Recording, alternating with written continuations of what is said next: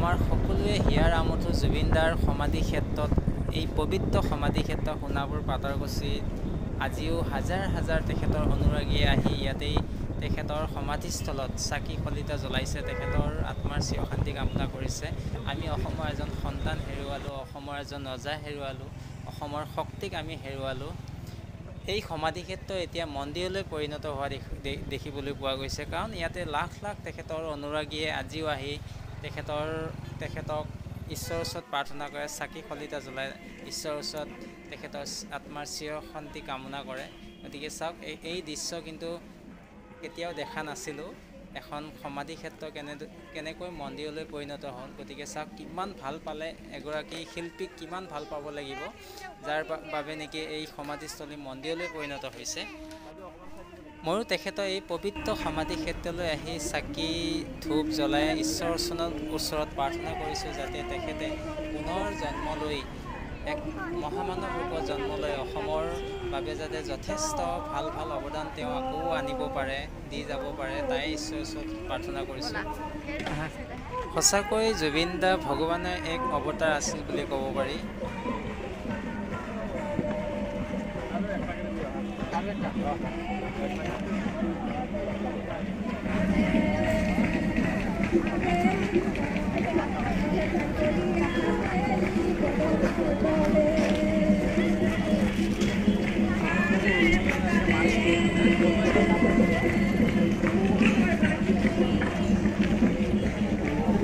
চব পাহাৰতো আছে তেখেতৰ অনুৰাগীয়ে, এই সকলো পৰিৱেশ তেওঁলোকে চাই আছে।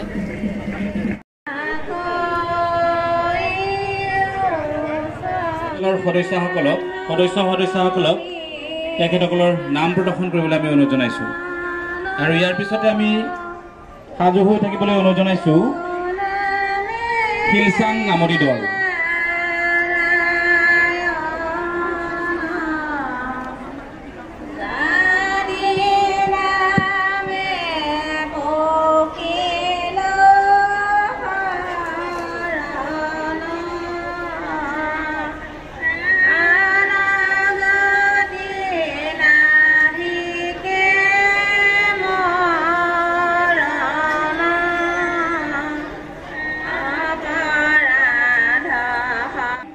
মই নদীৰ পৰা সাগৰলৈ যাব পাৰোঁ, সাগৰৰ পৰা নদীলৈ ঘূৰিও আহিব পাৰোঁ।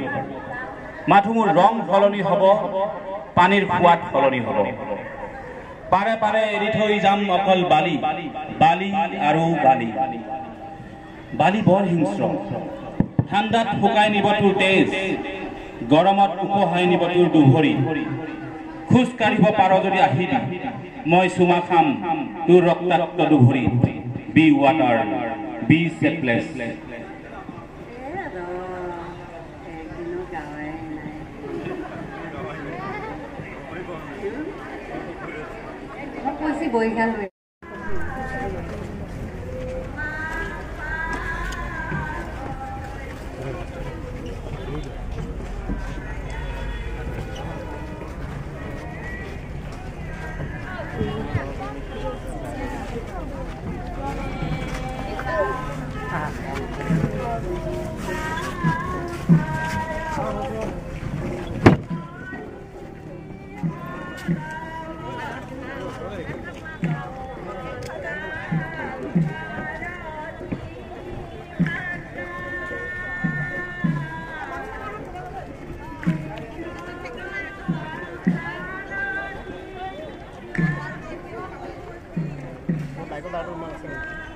Baik,